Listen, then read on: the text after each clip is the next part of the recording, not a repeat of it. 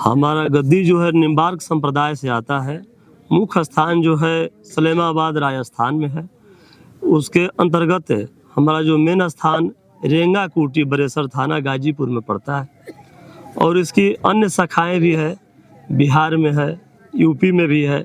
UP में आपको यूसुफपुर खड़वा में है संस्था।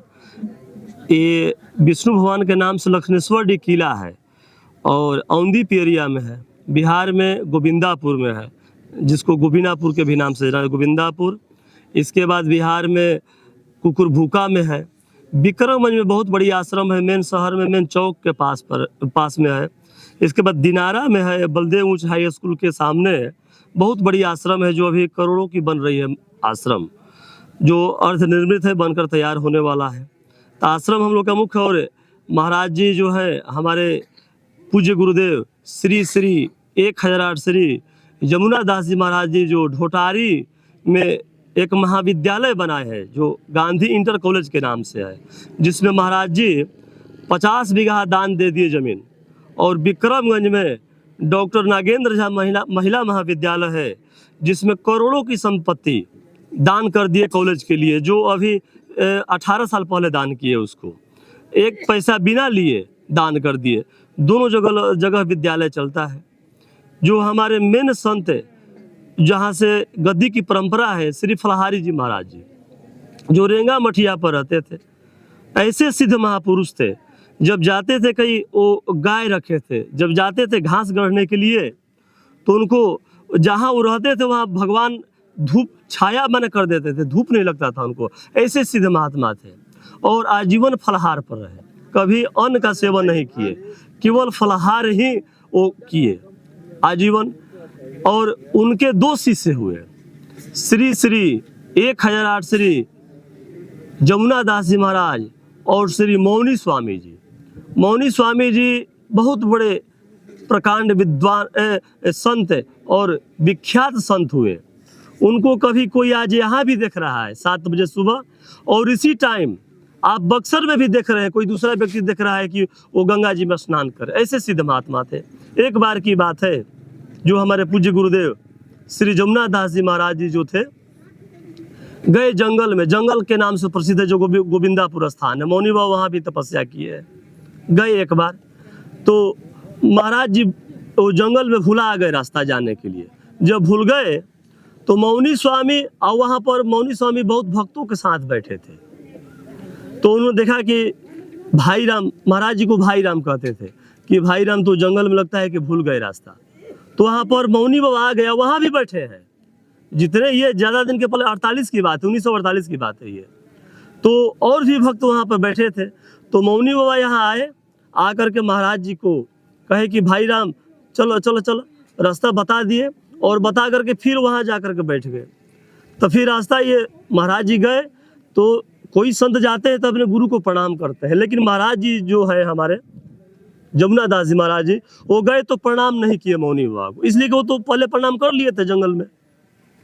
तो जितने भक्त बैठे थे वहाँ पर, सभी को लगा कि भाई क्या हो गया, महाराज जी आते हैं तो प्रणाम करते हैं, साष्टांग दंडवत करते हैं सो करके, यहाँ प्रणाम नहीं किए। तो उन्होंने कहा, तो सभी लोग अपने में कानाफूसी करने लगे कि भाई महाराज जी प्रणाम नहीं किए, क्या बात है काका जी, उनको काका जी भी लोग कहते थे, प्रणाम नहीं किए। तो फिर उन्होंने बताया कि मौनी बाबा तो हम तो जंगल में भूल गए थे, यही आकर के रास्ता बताए तो हम, तब सबको लगा मौनी बाबा इस तरह के महात्मा। तो जो आज बहुत से महात्मा देश में है, जैसे धीरेन्द्र शास्त्री जी प्रसिद्ध है आज की डेट में, जो बताते हैं, तो मौनी स्वामी जो थे, ये सब लोगों से भी ऊंचे पहुंचे हुए थे, लेकिन अपने कभी प्रचार नहीं किए। वो कभी जीवन में उन्होंने प्रचार नहीं किया अपना, कि हमारा ये बैनर लगे, पोस्टर लगे, आश्रम का जो भी है, कभी प्रचार, अपने बारे में प्रचार नहीं किए कभी किसी को। लेकिन जो लोग जानते थे, वहाँ पर भीड़ लगी रहती थी मौनी स्वामी के सानिध्य में, उनसे आशीर्वाद लेने के लिए। जिनको आशीर्वाद दिए उनको फलित हुआ। फिर मौनी स्वामी जी 1953 में समाधि लिए, जिनका समाधि स्थल विक्रमगंज आश्रम पर बना हुआ है। ऐसे तब मौनी बाबा की मूर्ति रेंगा आश्रम पर भी बन गया है, लखनेश्वर किला पर भी बन, और भी सब आश्रम पर बन गया है मौनी बाबा का मूर्ति। लेकिन मेन स्थान जो है रेंगा गद्दी के स्थान पर है। और उनके शिष्य जो हुए श्री श्री 1008 श्री गुरुदेव, हमारे जो मेन गुरुदेव है ये श्री गिरवर लाल जी महाराज जी जो है, उनके पूज्य बचपन से महाराज जी रखे इनको। जैसे जन्म हुआ महाराज जी का, पूज्य गुरुदेव जी का जब जन्म हुआ तो जन्म के बाद ही महाराज जी यानी 2 महीना की अवस्था से अपने आश्रम में लाए और इनकी माता जी कुछ दिन रही केवल पालने के लिए। इसके बाद फिर इनकी माता जी चली गई। उसी समय से महाराज जी इनको रखे, इनकी पूरी सेवा किए। बचपन में जो है पूरी जो बच्चा का सेवा किया ऐसे रख करके इनको रखे, पढ़ाए लिखाए। इसके बाद संत बना करके इनको गद्दी दिए, जो आज ये सभी आश्रम का जो गद्दी जो बहुत बढ़िया से चला रहे। इनका जो है पूरा जो आचरण है, सभी भक्त भी कहते हैं, महाराज जी भी कहते थे, जैसे मौनी बाबा थे उसी तरह से इनका है। महाराज जी जैसे मौनी स्वामी थे, धन का संचय कभी नहीं किए। धन तो उनके पास बहुत आया, लोहंदी के साहु जी थे, वो हाथी दिए, क्या दिए, ऐसे ऐसे संत थे जो एस्टेट लोग थे, लेकिन किसी का धन अपने पास नहीं रखे। कोई 10,000 का अगर चादर दे दिया तो उनके शरीर पर नहीं रहा, 1 घंटा से ज्यादा नहीं रहा। कोई ना कोई ताक में रहता था कि मौनी बाबा का सामान कोई अच्छा आया, बाबा हमको दे दीजिए, बड़ा ठंड लग रहा है, लो वो उठा करके दे। वही स्वभाव के हमारे पूज्य गुरुदेव श्री महाराज जी हैं। जैसे मौनी बाबा का स्वभाव था उसी तरह से इनका स्वभाव है। कोई भी भक्त आ जाए, ये नहीं कि पहचान की जरूरत है, कहीं से कोई आ जाए, उनकी उचित सेवा जो भी इनके पास है सेवा कर दिए। नहीं कि दिखावा है कि कोई आया तो उनके लिए कालीन बिछा दिए, ये आए तो इनके लिए नहीं। जो है सामान्य भाव है, चाहे वो नेता हो या मंत्री है, कोई भी है। जो भी शुक्ला जी थे डीएम वहाँ के, वो जो रिटर्न बांध के नाम से जो मौनी बाबा का जो रेंगा आश्रम है, तो वहाँ पर एक गोधनी नदी है जो टौस नदी के नाम से अभी प्रसिद्ध है। मंदिर से करीब करीब आधी किलोमीटर दूर चला गया है वो। तो नदी के समीप पहले बह रहा था वो, 100 साल पहले की बात है करीब, या 100 नहीं 80 साल पहले लगभग। वो नदी मंदिर के समीप, तो नदी से कटाव होने लगा, पानी आ गया अंदर, और मंदिर में अब ठाकुर जी के लगा कि अब पैर छू लगा वो नदी का पानी। तो फिर जो फलहारी बाबा थे कहे कि क्या ठाकुर जी अब क्या करें, अब हम यहाँ, अब तो आश्रम छोड़ना पड़ेगा, छोटा सा आश्रम है और नदी का पानी इसमें आकर भर गया, अब तो छोड़ना पड़ेगा, ये क्या किया जाए। ठाकुर जी का आशीर्वाद हुआ और नदी वहां से अभी भी आज देख सकते हैं आप जाकर के, आधी किलोमीटर दूर चला गया वो। अभी वो नदी है पुरानी वाली, लेकिन पानी बरसात में बस केवल आता है, लेकिन जो मेन धारा है जिसमें बाढ़ आती है सावन भादो के महीना में, वो वहां से आधी किलोमीटर दूर चला गया नदी। तो जो हमारे फलहारी बाबा थे, इस तरह के संत थे, इस तरह के महात्मा थे, वो सिद्ध महात्मा थे। और जो हमारी गद्दी जो है सिद्ध महात्मा से भरी हुई है। लेकिन ये मेन बात है, कभी हम लोग प्रचारित नहीं किए। इतना आश्रम है, यज्ञ होता है, कहीं आज तक एक बैनर नहीं लगा है। विक्रमगंज बहुत बड़ा आश्रम है और मेन शहर के मेन चौक पर है, वो एक जिला टाइप का वो शहर है, लेकिन कभी आज तक एक बैनर नहीं लगा है हम लोग का कहीं भी। यहाँ तो थोड़ा कोई भक्त आए तो एक छोटा सा आगे लगा दिया है, कोई कम से कम फोटो देख के पहचान जाएगा कि महाराज जी के पास यहाँ जाना है खोजने के लिए, नहीं तो कभी महाराज जी प्रचारित नहीं किए अपने आप को। आज के संत लोग सब लोग प्रचारित भी कर रहे हैं, जिससे सभी लोग आते हैं उनके पास। महाराज जी कहते थे, जो बुढ़वा महाराज जी थे, वो कहते थे कि बच्चा जब हम लोग जब प्रचार करेंगे तो लोगों की भीड़ बढ़ेगी, तो फिर तपस्या में विघ्न आएगा। अब लोगों से मिलना जुलना, उनकी सेवा करना, जैसा जो लोग आए उनको ये करो, तो इससे अच्छा है कि हम अपनी तपस्या में रहेंगे। ये काम जो है ठीक नहीं है। ये जैसे महाराज जी का जो जन्म है 1901 का था, श्री 1008 श्री गिरवर श्री जमुना दास जी महाराज जी का जो जन्म है 1901 का, और 1918 में वो समाधि लिए, 118 साल की आयु में समाधि लिए, और BHU से संस्कृत से आचार्य किए थे। उस समय का मालवीय जी के साथ में थे महाराज जी, मदन मोहन मालवीय जी जो थे उनके साथ में महाराज जी थे उस समय को महाराज जी है। और इतनी अवस्था होते हुए केवल ये अवस्था सुनकर लोग आते हैं उनके पास आशीर्वाद लेने के लिए और दर्शन, लेकिन कभी प्रचारित नहीं किया उन्होंने, न टीवी चैनल पर, न कहीं कोई मीडिया के माध्यम से, न सोशल मीडिया के माध्यम से। लेकिन उनकी ख्याति ऐसी है कि ऐसे ही प्रचार है, सभी भक्त लोग आते हैं, हजारों के में भक्त आते हैं, उनसे आशीर्वाद लेते हैं, और जिनको जो आशीर्वाद दिए वो मिलता भी है।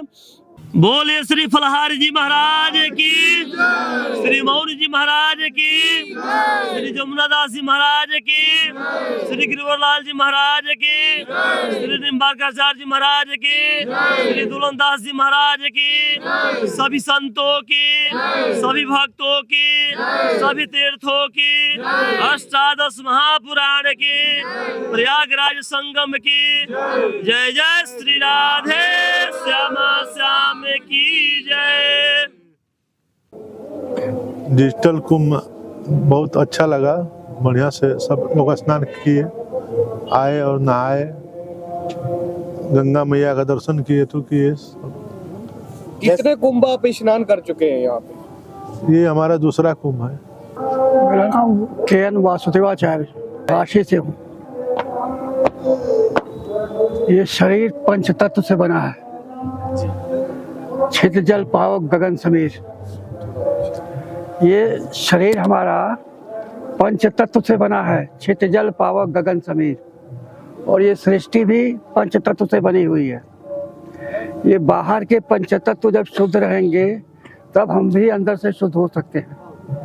बाहर का पंच तत्व एकदम प्रदूषित हो गया है, हवा खराब है, मिट्टी खराब है, पानी खराब है, प्रदूषण है, ये सब बाहर है, ये हमारे अंदर जा रहा है। हम माँ को गंगा कहते हैं, माँ की तरह हम उसको रखते हैं क्या? माँ का महत्व इतना ऊंचा है, माँ ने हमको पाला पोसा सब किया है, हम माँ के साथ कितनी दुर्दशा कर रहे हैं। अंग्रेजों के समय में गंगा में बांध नहीं बने थे, लेकिन हमारे राज्य में जो बांध इतने बन गए कि एक बूंद पानी प्रयाग में नहीं है। अब बताइए हम कुंभ कैसे करें? एक बूंद भी गंगा जल होता प्रयाग में तो कह सकते थे कि भाई हम त्रिनेम में हैं। एक बूंद जल नहीं है। जल हम लोगों ने गंगा, वहाँ गंगा के उद्गम से लेकर गंगा सागर तक की यात्रा की है, नरोरा से लेकर के बिठूर तक की यात्रा की है पैदल, और देखा है। हरिद्वार से देहरादून से आप जब आएंगे ऋषिकेश की ओर तो दो धारा आपको दिखाई पड़ेगी, एक पूरा गंदा पानी नाले का बह रहा है और एक और थोड़ा सा इसका पानी भी है। और ऋषिकेश के बाद तो सब गायब। नरोरा में 90% पानी आपने जो डाइवर्ट कर दिया, एक बूंद पानी नहीं है, न बनारस में है, न इलाहाबाद में है, न कहीं आप पानी दे नहीं रहे हो। आप बिजली के नाम पर टरबाइन लगा दिए हो, सारे जीव जंतुओं का जो है आप उस पर जो कीमा बना रहे हो, और जरूरत पड़ने पर वही कीमा का पानी नल से छोड़ रहे हो। अब जो ये हम माँ को कह के क्या कहते हैं? विष्णु के तन का पसीना है गंगा, शंकर की जटा का हसीना है गंगा, ब्रह्मा के कमंडल का नगीना है गंगा, भारत माँ का सीना है गंगा, और भारत माँ के सीना की ये दुर्दशा हो रही है। हम एक नदी नहीं बचा सकते हैं, क्या विकास कर रहे हैं? विकास का मतलब होता है हवा शुद्ध हो, पानी शुद्ध हो, मिट्टी शुद्ध हो, पेड़ पौधे हो, जंगल हो, जानवर हो। 50% से ज्यादा जानवर हमारे आगे गायब हो गए। आपके कहने का मतलब है जो यहाँ पर ये जो विकास की परिभाषा है ये सही नहीं है। विकास की परिभाषा, मेरा सवाल है वो ये है हाँ, कि जो यहाँ पर प्रयागराज में जो गंगा आई हुई है, हाँ, जिसमें सभी स्नान कर रहे हैं संगम में, क्या वहाँ पे गंगा का पानी नहीं पहुँच रहा? एक बूंद नहीं आ रहा, मैं कह रहा हूँ। आप इतना पानी देख रहे हैं, एक बूंद गंगा का पानी हो तो हमको बता दीजिए। तो इसमें मतलब जो ये पूरी अब व्यवस्था सरकार की है, गंगा का जल नष्ट कर दिया जा रहा है, गंगा में नहीं आ रहा है। गंगा का जल आपके कहने के हिसाब से कहाँ से उद्गम से लेकर के मुश्किल से आपको जो है देहरादून ऋषिकेश के आसपास थोड़ा बहुत मिलेगा। तो आप सरकार से क्या कहना चाहते हैं? गंगा से बांधों को हटाएं, बिजली बनाना बंद करें, गंगा की धारा को शुद्ध करें, निर्मल करें। उसमें एक पैसे का खर्च नहीं है। आज अरबों रुपया बर्बाद कर रही है सरकार। अभी कोरोना में आपने देखा था गंगा कितनी शुद्ध हो गई थी, आप गंदगी उसमें डाल रहे हो। 90% नाले शहर के सब गंगा में जा रहे हैं हमारे, कल कारखाने की गंदगी उसमें हमारी जा रही है। चलो हम कोशिश करेंगे कि आपकी आवाज जो है सरकार तक हाँ, माँ को माँ की तरह से रखें। धन्यवाद। हम माँ के साथ जो है बहुत सौतेला व्यवहार कर रहे हैं।